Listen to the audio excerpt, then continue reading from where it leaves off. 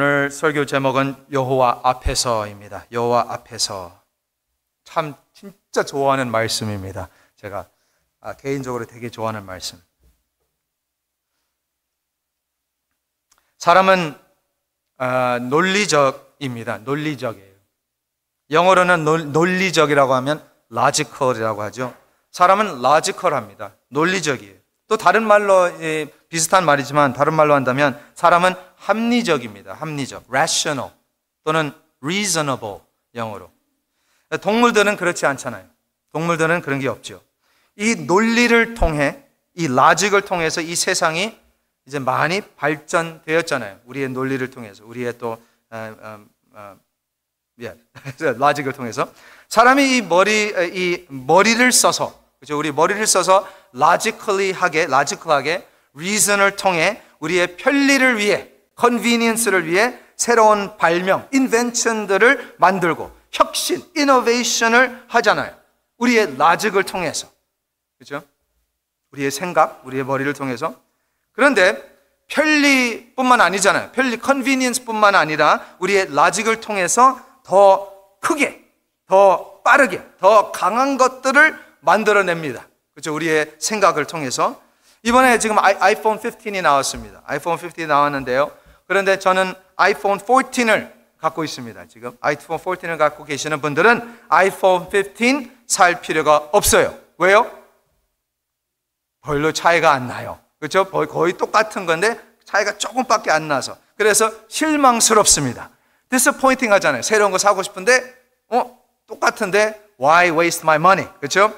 우리는 더 크고 더 빠르고 더 새롭고 더 편리한 것들을 찾습니다. 우리는 그런 것을 원하죠. 우리의 삶 가운데. 그게 나쁘다는 것이 나쁘다는 말을 하는 거 아닙니다.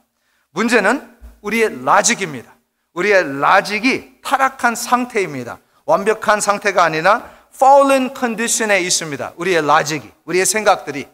그래서 이 아무리 좋은 뜻으로 또 좋은 선한 의도로 뭘 한다고 우리가 해도 죄와 섞여 있습니다. 지난번에 제가 그 물에다가 똥물 조금 하고 비슷한 예화로 비슷한 말이죠. 항상은 우리는 아무리 좋은 선한 일을 한다고 해도 항상 죄가 섞여 있습니다.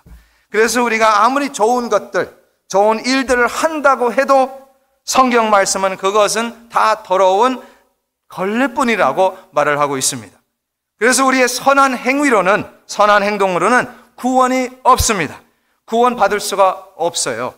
우리의 타락한 logic으로, 논리로 하나님을 기쁘게 해드릴 수가 없습니다. 불가능합니다. 우리의 logic, 우리의 생각으로. 그래서 하나님께서 우리에게 무엇을 주셨어요? 네, 맞습니다. 말씀을 주셨잖아요. 아멘? 오늘 아직 생각하고 계셔야 돼요. 말씀을 주셨습니다. 말씀대로 살으라고 말씀을 주셨잖아요. 아멘? 그렇죠? 말씀대로 살으라고. 사실 이것은 우리가 하나님과의 관계 속에서 guessing 게임이 아니잖아요. 하나님 뭘 좋아할까? 그게 아니잖아요. 하나님 뭘 좋아할까가 아니라 하나님께서 그대로 말씀을 이미 우리에게 주셨습니다. 그래서 우리는 그대로 믿으면 되는 줄 믿습니다. 그대로 하면 돼요. 그런데 사실은 우리가 10계명도 그냥 10개만 있잖아요. 10계명도 제대로 지키지 못해요. 우리가 지키지 못해서 그 말씀이 육신이 되었잖아요. 그렇죠? 말씀이 우리에게 찾아온 겁니다. 우리가 이해를 못하니까 우리가 하나님이 독생자 예수님을 보내셨습니다. 우리를 위해서, 우리를 대신해서 십자가에 못 박혀 죽으셨습니다. 그래서 이제는 내가 한 일 때문에 아니라 예수님께서 하신 일 때문에 우리가 구원을 받는 줄 믿습니다. 오늘 말씀만 보겠습니다. 오늘 말씀에 이스라엘의 왕 다윗이 바로 제가 지금 말씀드린 거, 선포한 거, 그것을 배운 것입니다. 블레셋에서 하나님의 궤를 다시 받았습니다. 방금 받은 것은 아니지만 옛날에 전에 받았는데, 그런데요, 하나님의 궤가 아비나답의 집에 있었습니다. 거기에 이제 머물고 있었는데 다윗이 이제 왕이 되어서 하나님의 궤를 이제 아비나답의 그 집에서 이제 예루살렘으로, 다윗 성으로 예루살렘을 옮기려고 이제 하는 것입니다. 그게 오늘의 말씀이에요. 그런데 어떻게 옮겼어요? 오늘 말씀에 우리가 같이 읽지는 않았습니다. 바로 그 전 말씀인데 어떻게 옮겼어요? 6장 3절 말씀에 보시면 6장 3절 말씀에 그들이 하나님의 궤를 새 수레에 싣고 왔다고 나와 있습니다. 그렇게 나와 있죠? 3절에 새 수레에 싣고 왔다. 다시 말하면 새로운 카트예요. 그죠? H마트 그 카트. 새로운 카트에다가 올려놓고 가져온 거예요. 그런데 우리가 잘 아는 것처럼 하나님은 이런 방식으로, 이런 방법으로 궤를 가져오라고 하지 않았습니다. 그렇게 말씀 안 하셨어요. 사실은 아주 구체적으로, 아주 specifically, 디테일하게 하나님께서는 궤를 옮길 때에 어떻게 하라고 아주 구체적으로 말씀에 다 나와 있습니다, 이미. 그런데 새로운 카트에다가 놓고 올리고 왔다고 그랬잖아요. 새로운 카트는 어디에서 나온 아이디어입니까? 어디요? 그렇죠. 어디에서 나온 혁신적인, 그렇죠. 카트죠. 와, 혁신적이다. 바퀴도 달려있네. 그렇죠. 논리적인 방법이잖아요. 이게 어디서 나왔냐면요. 블레셋에서 나온 거예요.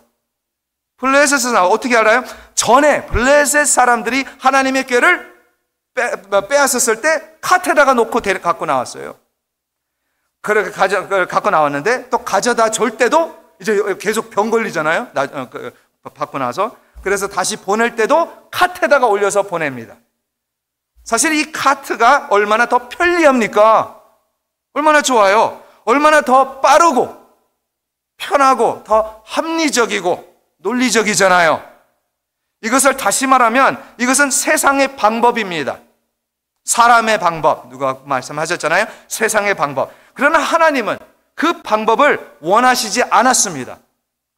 바로 전 말씀을 보시면 하나님의 궤가 카트에서 가는데 넘어질 뻔했잖아요. 넘어질 뻔했는데 갑자기 우사가 그 궤를 넘어지려고 하니까 그걸 잡았어요. 잡았는데 어떻게 됐어요? 맞습니다. 바로 그때에 우사가 하나님이 그냥 쳐서 죽었습니다. 그러니까 다윗 왕이 거기에서 바로 좌절합니다. discourage를 해요. 말씀은 어떻게 나오냐면 분하여라고 해서 angry한 거예요. 그리고 나서 두려움에 빠집니다. 화가 났고 이제 두려움에 빠졌는데 9절에, 오늘 말씀 9절에 다윗 왕이 이런 말을 합니다. 여호와의 궤가 어찌 내게로 오리요?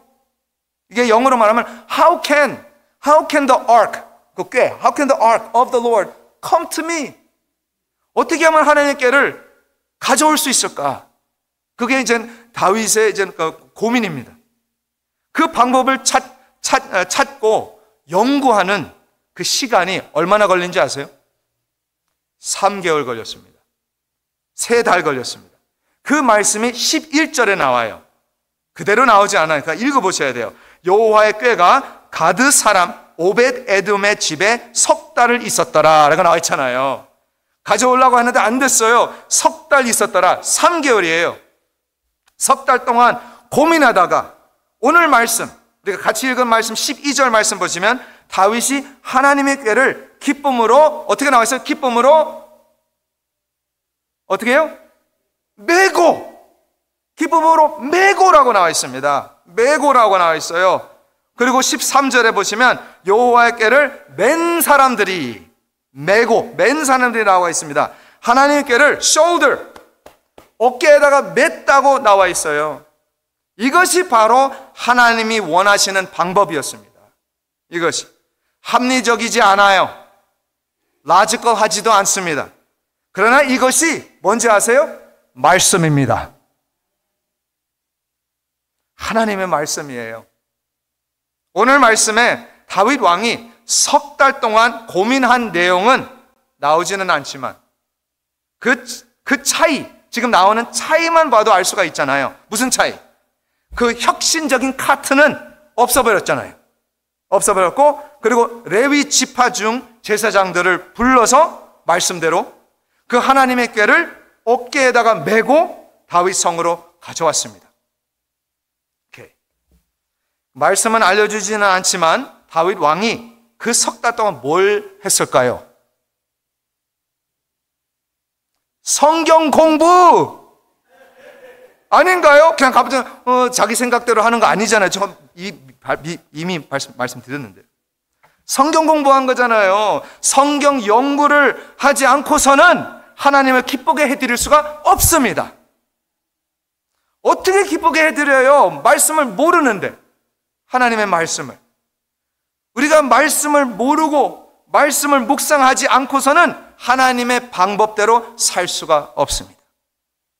지금 이 세상에 그게 문제잖아요. 크리스천들이 말씀을 몰라요. 말씀을 모르니까 자기가 지금 어떻게 돼 있어요? 남자인지 여자인지도 모르고, 말씀을 모르니까 자기 피부색을 따지고 있어요. 따지고 싸우고 있습니다. 말씀을 모르니까 교회가 갈수록 세속화되고 있잖아요. 되고 있는 것을 우리 눈으로 직접 볼 수가 있습니다. 무지개 교회? 무지 많아요. 그렇잖아요. 무지개 교회 엄청 많잖아요. 운전하고 다니면 다 보여요. 우리 연합교회는 그 정도는 아니지만 더 합리적인 것을 찾고 더 라지컬한 방법, 우리의 편리를 위해서 신앙생활을 하고 있지 않나요? 예를 들면 온라인 예배.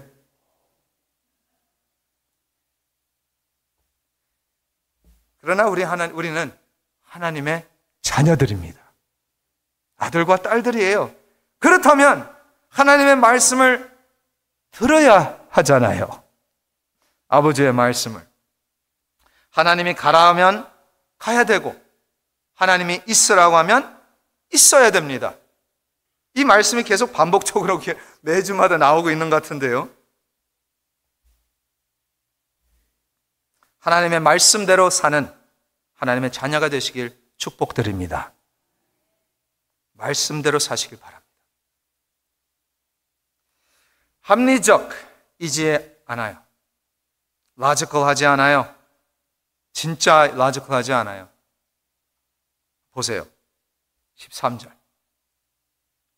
여호와의 궤를 맨 사람들이 6걸음을 가매 다윗이 소와 살찐 송아지를 제사를 드렸다고 나와 있습니다.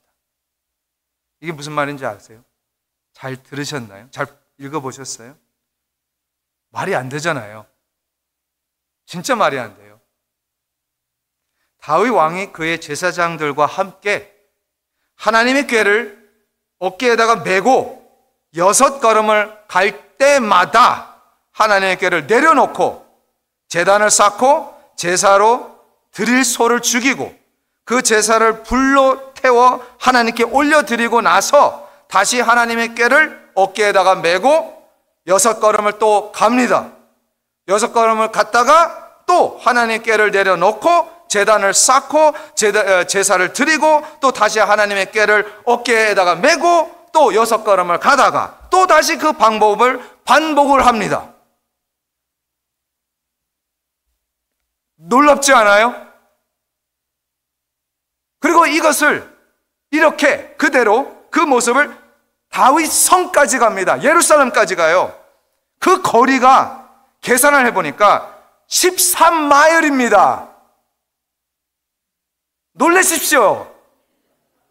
13마일 동안 6걸음 갔다가 내려놓고 제사 드리고 다시 또 올라와서 13마일 동안 하나님의 궤를 내려놓고 예배를 드리는 거잖아요. 6걸음마다 예배를 드리는 거예요. 이해하셨나요? 이해가 안 되잖아요. 말이 안 되잖아요. 14절에는 다윗이 여호와 앞에서 힘을 다하여 춤을 췄대요. 이것은 합리적이지 않습니다. 논리라는 말이 안 돼요. 논리가 안 되잖아요. 논리. 사실 이것은 어떻게 보면 정신 나간 미친 사람의 행동입니다. 그러나 우리 크리스천들에게는 이것이 아무리 미쳤다고 해도 이것은 우리에게는 살 길인 줄 믿습니다. 살 길이에요. 우리의 살 길. 6발걸음. 6은 6입니다.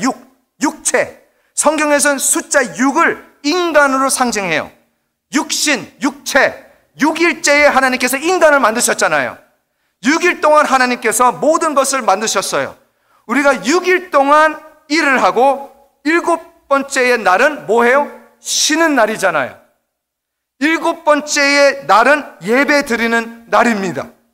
하나님께서 그 날에 안식을 하나님께서 하셨습니다. 누리셨습니다. 그러나 우리는 그냥 일주일에 딱 한 번 예배 드리는 게 아니죠. 우리는 사도 바울이 말합니다. 항상 기뻐하라. 쉬지 말고 기도하라. 범사에 감사하라. 이것이 그리스도 예수 안에서 너희를 향하신 하나님의 뜻이니라. 다시 말하면 우리는 하루를 살 때도 6발걸음 가다가 멈추고 예배하고, 또 6발걸음을 가다가 멈추고 찬양하고, 또 6발걸음 가다가 멈추고 기도하고, 항상 기뻐하고 쉬지 말고 기도하고 범사에 감사하는 우리의 매일매일 삶이 되시길 주님의 이름으로 축복드립니다. 와, 어떻게 그게 다 나왔는지 모르겠습니다. 우리가 이 육체에 살면서, 우리의 몸에 살면서 예배 없이, 찬양 없이 살 수 없는 존재인 줄 믿습니다. 예배 없이 살 수가 없어요. 찬양 없이 살 수가 없습니다. 우리의 육신은 약해요. 그래서 우리가 머리를 쓰는 거잖아요. 몸이 약하니까 라지컬하게 합리적인 방법을 찾아갑니다. 몸이 약하니까. 그러나 우리의 살 길은, 우리의 능력과 힘은 말씀인 줄 믿습니다.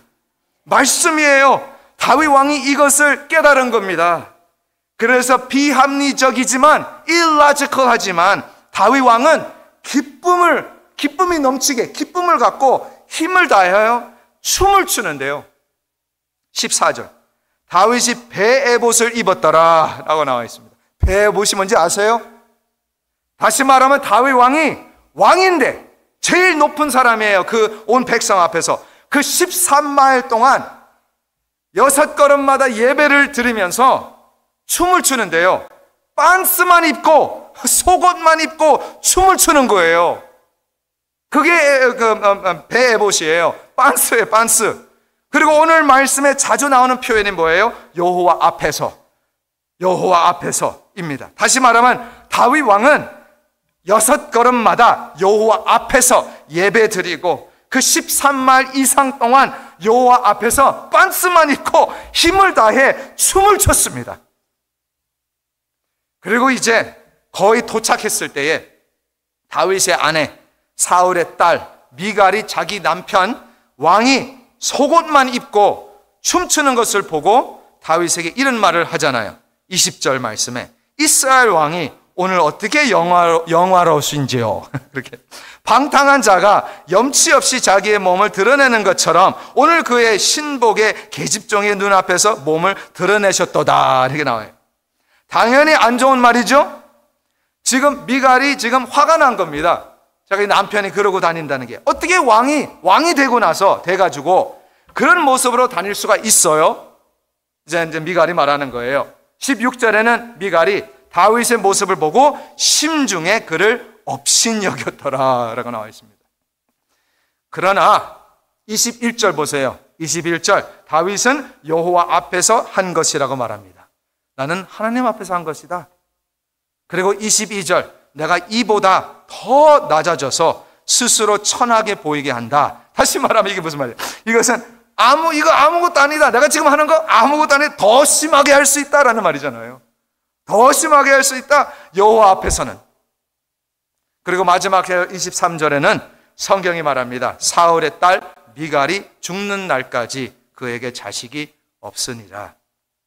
저는 이것을 영적으로 보았습니다. 예배가 없는 사람, 기도를 안 하는 사람, 찬양이 없는 사람은 메마른 사람입니다. 불모처럼 barren, 열매가 없는 사람이죠. 삶이죠.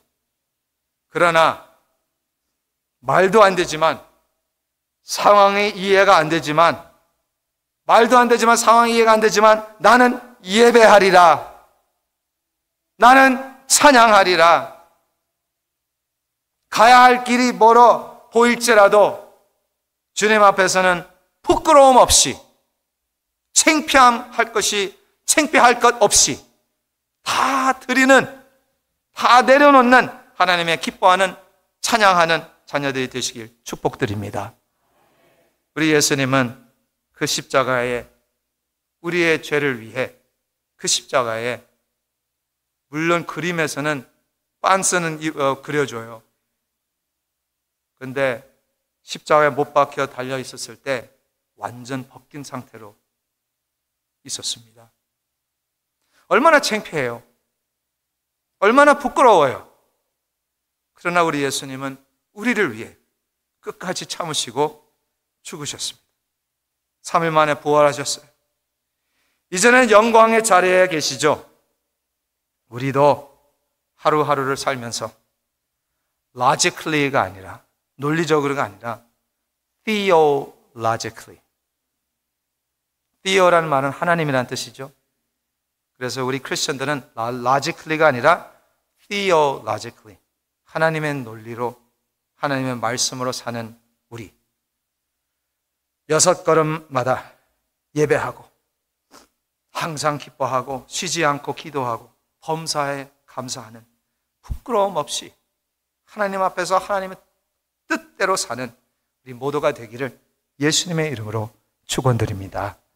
네, 기도하겠습니다.